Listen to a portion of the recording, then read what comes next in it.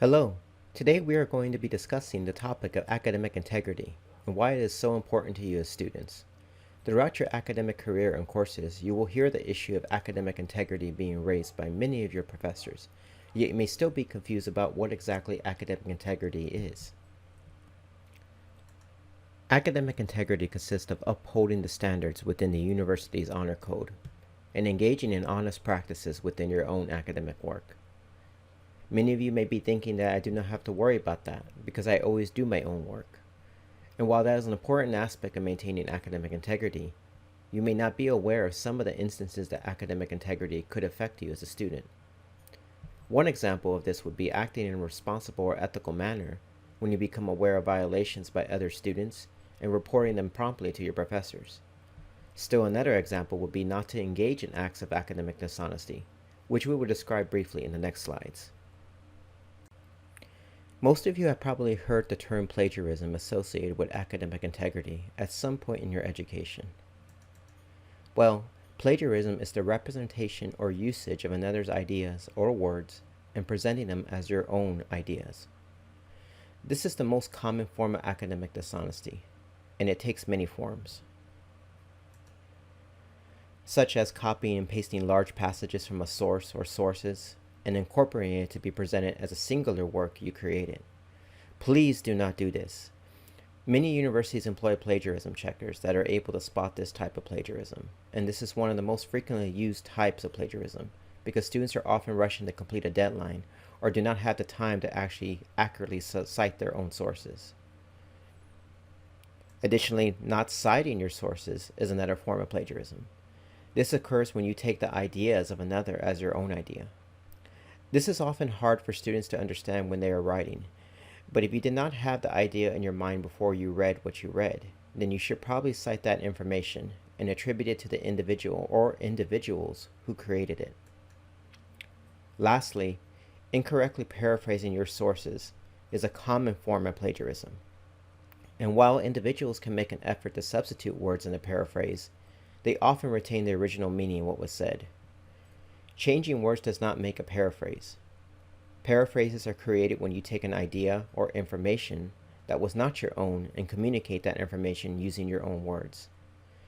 These are just some of the ways that plagiarism can occur, and by far is the most common type of academic dishonesty, but certainly not the only one. There are many other forms that take place every day, and you may not be aware of some of these may be, so we're going to briefly discuss some examples. Everyone should realize that cheating is a form of academic dishonesty. Cheating can also take many forms. It can be copying another student's work or allowing your own work to be copied by another student. In this modern age, this can take the form of copying and pasting text or saving files to a USB drive. A good rule of thumb is to always protect your work from others and do not leave your computer screen unattended for long periods of time. Collusion is another form of academic dishonesty.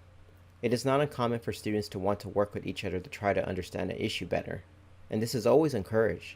But students need to remember that when it comes to completing a work or assignment, that work should be uniquely different from your classmate, unless it has been approved for you to work collaboratively on an assignment. You are expected that the work you submit is the work of one individual instead of multiple individuals.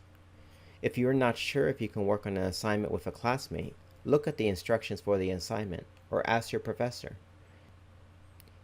Using unauthorized materials such as notes, mobile devices, or textbooks. If your professor has not specifically stated you can use a material on a quiz or test, then this would be academic dishonesty if you were to use that material.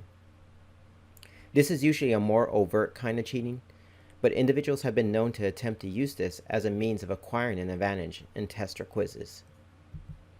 You may think at this point, what if I am in an online class and I use my textbook on my test to help find answers? How would anyone know? Well, the truth is that academic integrity is still expected, and unless your assignment or test requires you to use a material to complete it, you would still be engaging in an act of academic dishonesty, even if you are in an online course. So why is this so important?